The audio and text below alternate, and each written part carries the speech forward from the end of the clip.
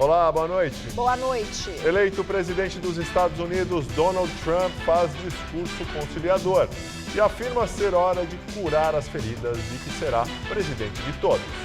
Depois da surpresa da derrota, Hillary Clinton pede desculpas aos eleitores e se diz desapontada. Já Barack Obama prega a união e convida Trump para a transição de governo. Temer diz que a relação institucional do Brasil com os Estados Unidos continua a mesma e que nada vai mudar. Juiz Sérgio Moro aceita a denúncia contra o ex-secretário-geral do PT. Silvio Pereira passa a ser réu na Operação Lava Jato por corrupção e lavagem de dinheiro. Você acompanha essas e outras notícias após o intervalo. Até já! Se quiser dicas de Nova York, eu posso dar várias. Mas no Brasil, a minha dica é: tenha uma conta no Bradesco Prime, o meu banco. Porque lá eu tenho atendimento personalizado, consultoria de investimento e, é claro, serviços internacionais. Porque uma hora eu posso estar em um lugar. Logo depois, em outro. Bradesco Prime. Viver é Prime. Quem tem paixão por comunicação sabe muito bem qual faculdade escolher. Aquela que prioriza a formação ética e humanística, sem deixar de lado vivência e experiência. Porque não basta estar preparado para o mercado. É preciso estar pronto para a vida. Se você quer se formar e transformar o mundo, faça Casper Libero. Vestibular 2017. Inscrições abertas. Faculdade Casper Libero. Paixão por comunicação. Bom dia! Bom dia, dona. Hoje é um dia especial, hein? É, dia de eleição. Mas nós não vamos poder votar, né? Infelizmente não, mas é por uma boa causa. Alguém tem que levar a urna nesses lugares aí de difícil acesso. Mas eu já fui atrás da justificativa. Você tem até 60 dias para ir no cartório. Só assim a gente fica em dia com a justiça eleitoral. Votar não é uma obrigação, é um direito. Faça sua voz ser ouvida. Vote.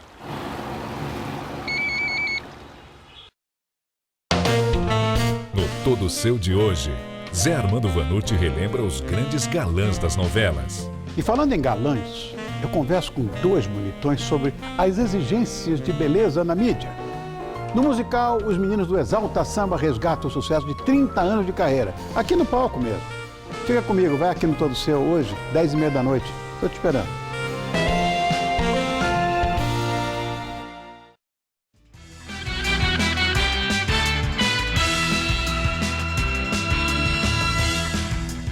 Continua nos Estados Unidos a apuração dos votos nos estados do Arizona, Michigan e New Hampshire.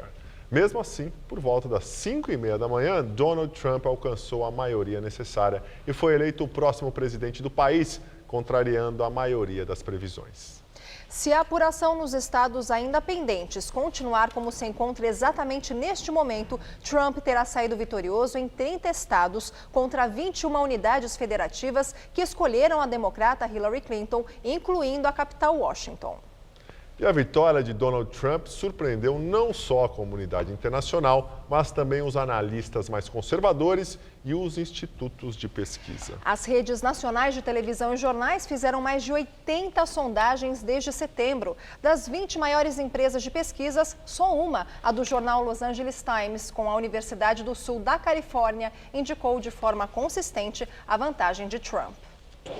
A perspectiva da vitória veio com as projeções do republicano nos estados da Pensilvânia e de Wisconsin, por volta das 5h30 da manhã, horário de Brasília. Naquele momento, Trump conquistava 276 delegados, 6 votos eleitorais acima do mínimo necessário para garantir a presidência. O presidente eleito logo apareceu em público com toda a família para o discurso da vitória, agora em tom conciliador. Trump contou que tinha acabado de receber um telefonema de Hillary Clinton e que a felicitou pela campanha muito dura. Disse que ela lutou muito e que o país tem com ela uma grande dívida de gratidão pelos serviços prestados. E que dizia aquilo sinceramente. Agora é hora de a América curar as feridas da divisão, se unir para todos os republicanos, democratas e independentes em toda a nação. Eu digo que é hora de nos reunirmos como um povo unido.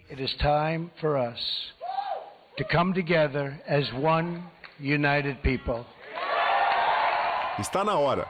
Eu prometo a cada cidadão de nossa terra que eu vou ser presidente para todos os americanos, e isso é tão importante para mim. Quero dizer à comunidade mundial que, embora sempre ponhamos os interesses dos Estados Unidos em primeiro lugar, vamos lidar justamente com todos. Todas as pessoas e todas as outras nações. Buscaremos terreno comum, não hostilidade, uma parceria, não um conflito. No Legislativo, o Partido Republicano manteve a maioria na Câmara e no Senado. O resultado da eleição derrubou as bolsas na Ásia e na Europa. Tóquio fechou em baixa de mais de 5%. Os investidores estariam preocupados com a possibilidade de Trump adotar políticas protecionistas e desistir de acordos de comércio internacional. Hillary Clinton passou a madrugada e a manhã em silêncio. No discurso da derrota em Nova York, a democrata disse que os Estados Unidos estão mais divididos do que se imaginava. Hillary Clinton disse que parabenizou Trump ainda à noite, se ofereceu para trabalhar com ele em nome do país e afirmou que espera que ele tenha sucesso.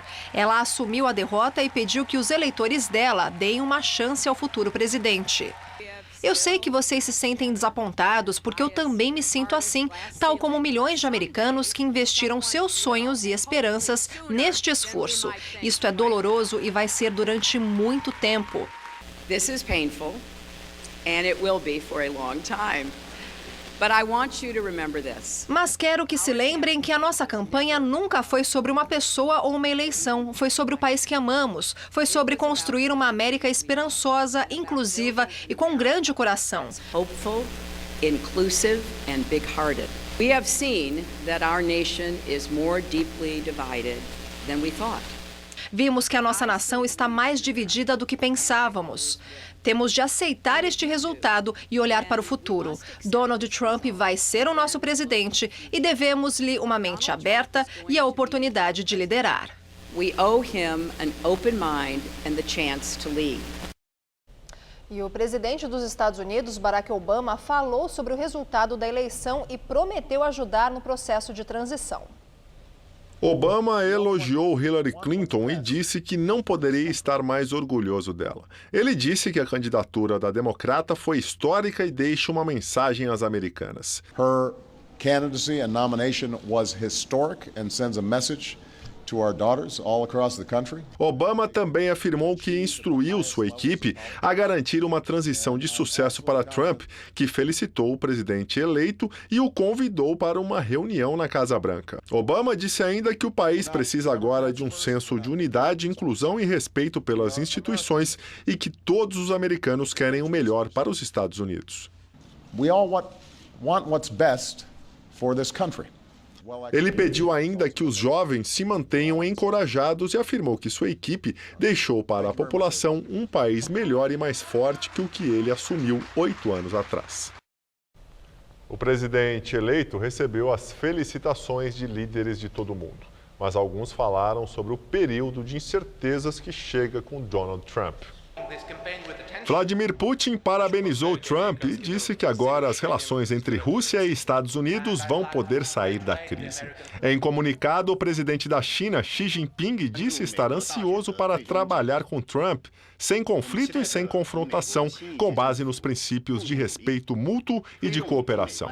A líder da extrema-direita francesa, Marine Le Pen, comemorou o que classificou como derrota de uma elite arrogante.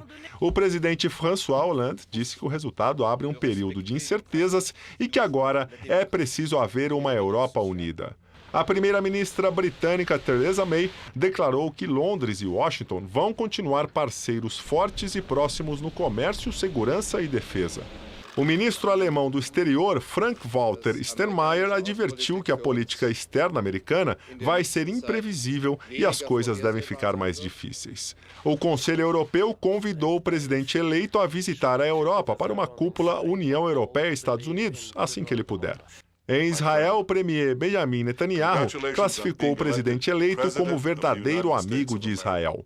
O presidente do México, Enrique Peña Nieto, felicitou os Estados Unidos pelo processo eleitoral e reiterou a Trump a disposição para trabalharem juntos em favor da relação bilateral. Nas ruas, os mexicanos mostram preocupação. Os jornais destacam a vitória do populismo. Em entrevista à Rádio Itatiaia de Minas Gerais, presidente Michel Temer afirma que vitória de Donald Trump não muda nada na relação entre Brasil e Estados Unidos. Eu tenho dito com muita frequência que a relação do Brasil e Estados Unidos, assim como os demais países, é uma relação institucional, ou seja, de Estado para Estado. E nós temos uma tradição democrática, tanto Estados Unidos como o Brasil.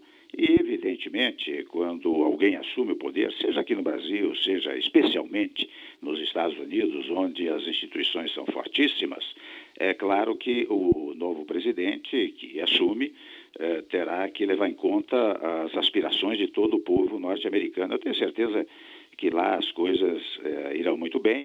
O Palácio do Planalto também divulgou uma mensagem enviada a Trump, em que Temer afirma que o Brasil e os Estados Unidos são duas grandes democracias que compartilham valores e mantêm historicamente fortes relações dos mais diferentes domínios. E agora o comentário de Josias de Souza, direto de Brasília. O governo brasileiro reagiu à vitória de Donald Trump seguindo o manual, de forma absolutamente protocolar. Michel Temer disse que o Brasil mantém com os Estados Unidos uma relação institucional de Estado para Estado e mandou uma mensagem felicitando Trump por sua vitória. Longe dos refletores, auxiliares de Temer manifestam o receio de que o nacionalismo, o protecionismo exacerbado de Trump prejudique o esforço do Brasil para intensificar a relação comercial com os Estados Unidos, hoje o nosso segundo maior parceiro comercial. Há de resto um problema adicional. O governo não levava a sério a hipótese de vitória de Trump. Em declarações públicas, o ministro José Serra, das Relações Exteriores, referiu-se a Trump como um candidato indesejável. Chegou mesmo a dizer que a eleição de Trump seria um pesadelo. Hoje, Serra começou a se reposicionar em campo. Ele citou uma frase do craque Didi: treino é treino, jogo é jogo. Serra se referia evidentemente a Trump, mas a frase também serve para ele.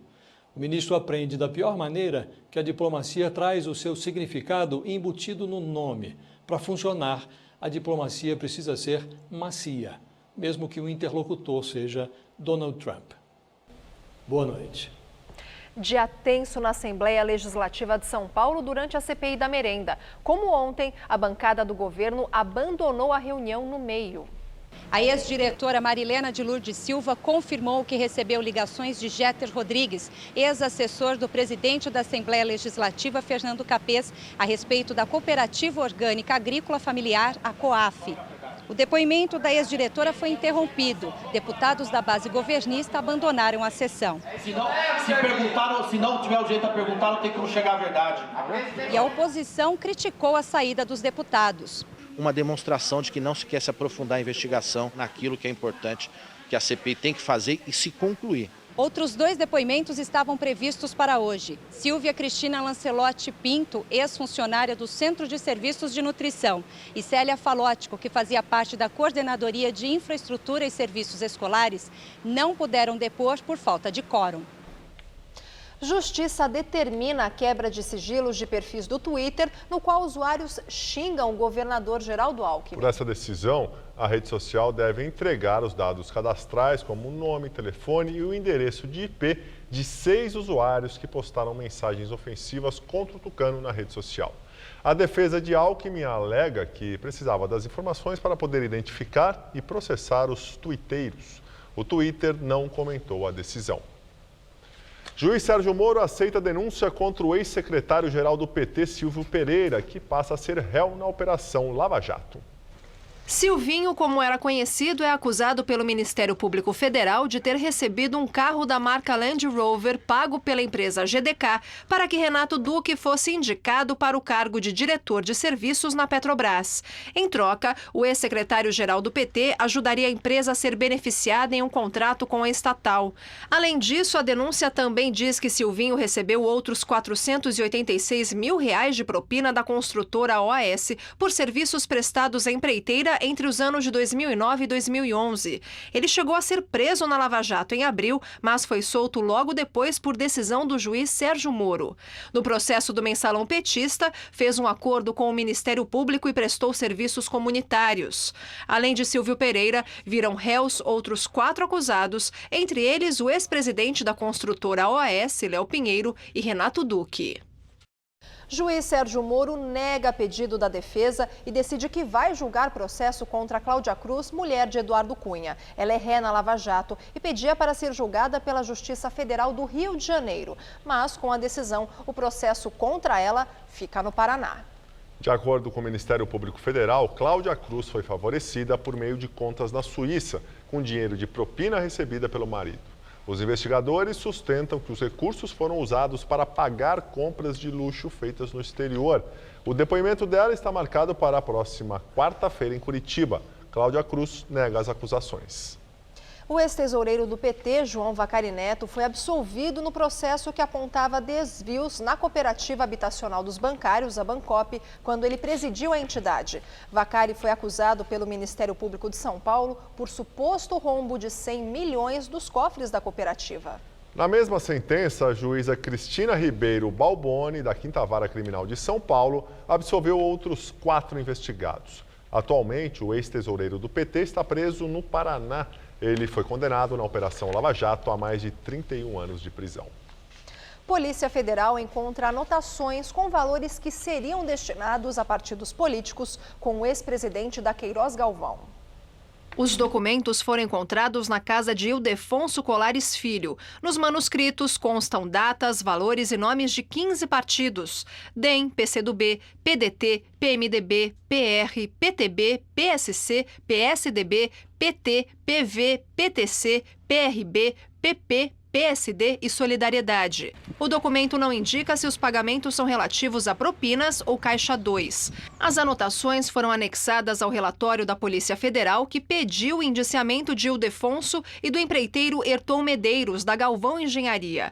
Na Justiça Federal no Paraná, os 2 executivos respondem pelo crime de corrupção ativa e estão em prisão domiciliar.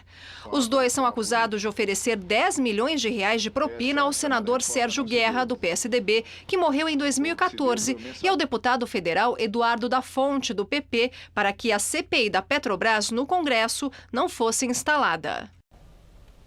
Todos os partidos citados negaram qualquer irregularidade e informaram que as doações recebidas da empreiteira Queiroz Galvão estão devidamente registradas no Tribunal Superior Eleitoral.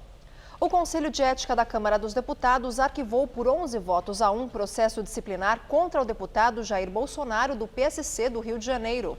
Em abril, durante a sessão do impeachment, o parlamentar homenageou Carlos Brilhante Ustra. O coronel do Exército morreu no ano passado e foi reconhecido na primeira instância da Justiça como torturador no período da ditadura militar. Ontem, Bolsonaro voltou a dizer que considera Ustra um herói brasileiro. Eleições americanas. Donald Trump, de 70 anos, vai ser o 45º presidente dos Estados Unidos a partir de 20 de janeiro. Trump é o primeiro bilionário eleito presidente dos Estados Unidos. Nascido no bairro do Queens, estudou na Academia Militar de Nova York, onde se formou e alcançou a patente de capitão.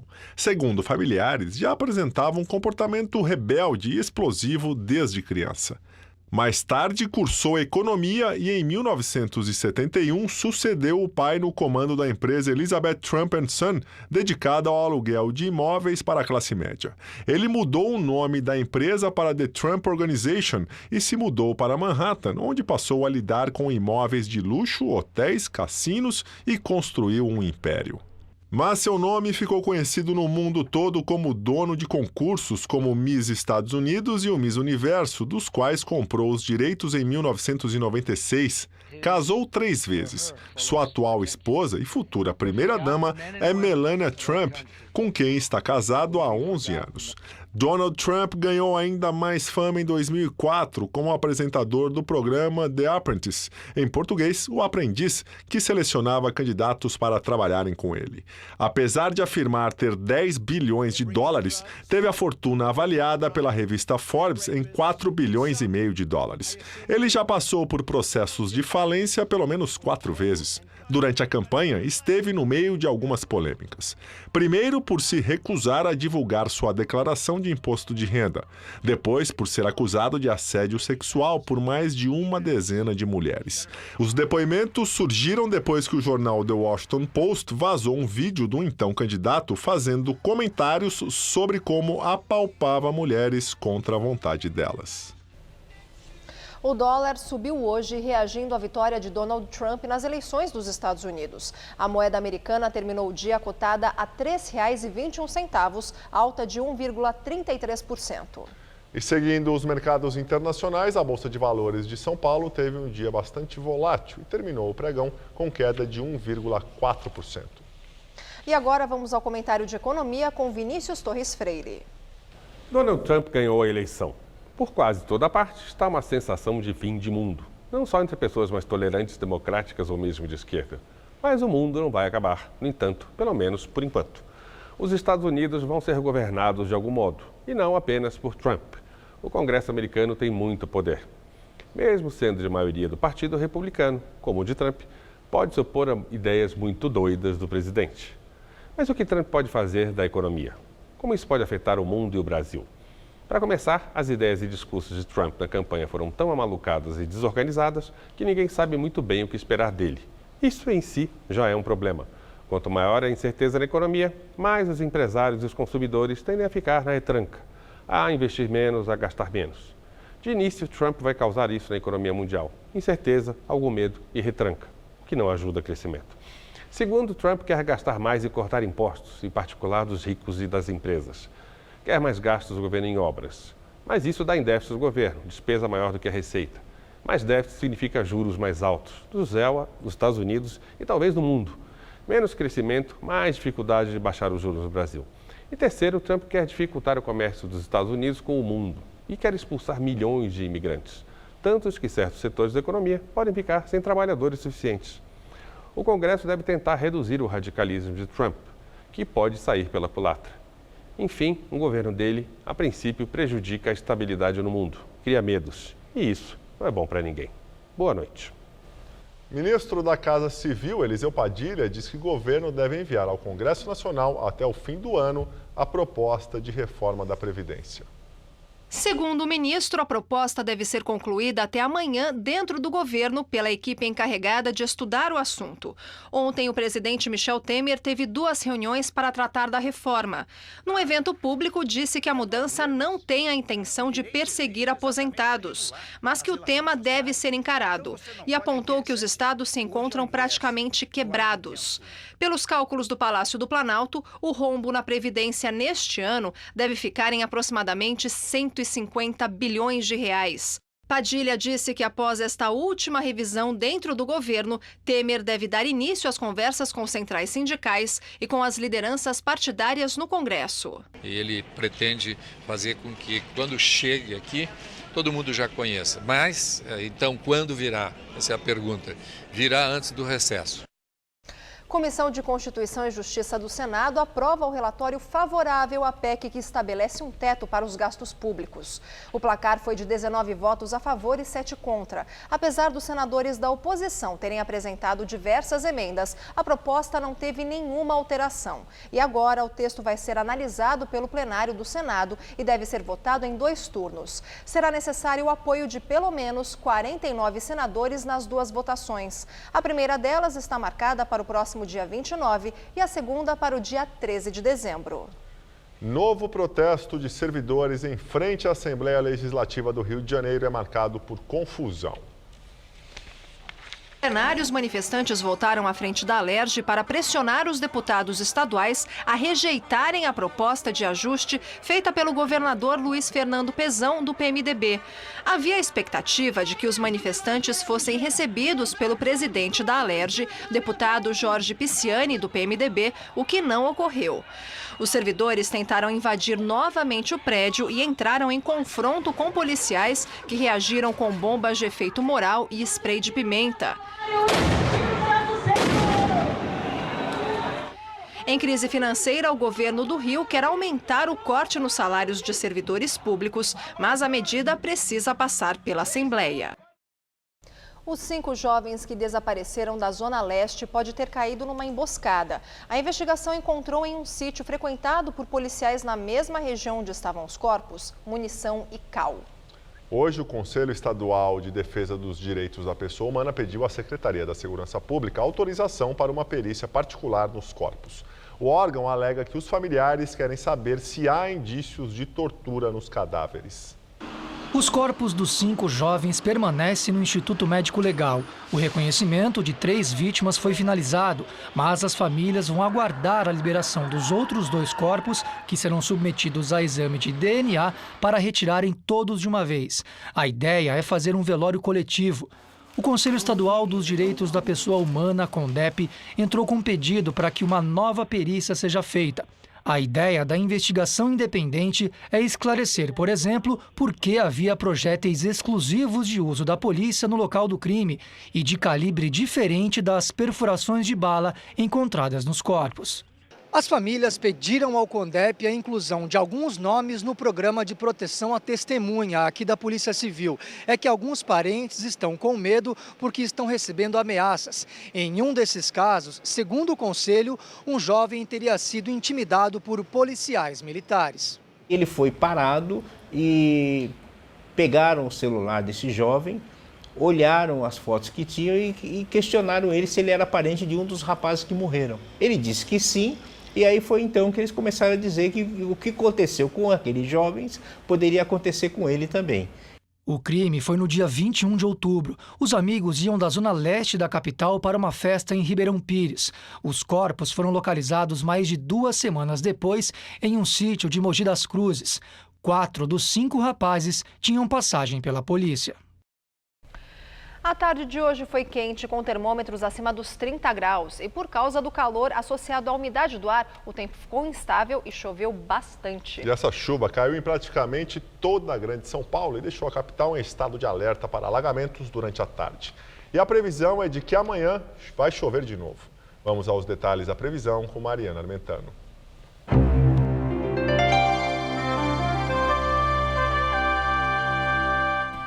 A quinta-feira será bem parecida com o dia de hoje em todas as regiões paulistas. A previsão ainda é de tempo bem abafado, com bastante sol, mas com um pouquinho mais de nebulosidade em relação a hoje. As temperaturas ainda ficam altas. Chega a fazer até 36 graus em Presidente Bernardes e em Votuporanga e 33 no litoral, ali em Santos e também em Caraguatatuba. Vamos ver como ficam os próximos dias aqui na Grande São Paulo? Olha só, nessa madrugada a mínima prevista é de 20 graus e a máxima amanhã à tarde de 29. Aí na sexta-feira os ventos mudam de direção e trazem mais mudanças. O céu fica mais encoberto e podemos até ter temporais. A máxima vai ficar em torno dos 28 graus. Para o sábado a previsão é de um dia mais fresquinho, com mínima de 18 e máxima na casa dos 25 graus. Bem, nós ficamos por aqui. A edição de hoje pode ser vista no site do Jornal da Gazeta. Uma ótima noite para você. Até amanhã, Gabriel. Tchau, Lu. Até amanhã. Muito obrigado pela companhia. Tenha uma excelente noite. Fica agora com o Rony Von no Todo Seu. Até amanhã.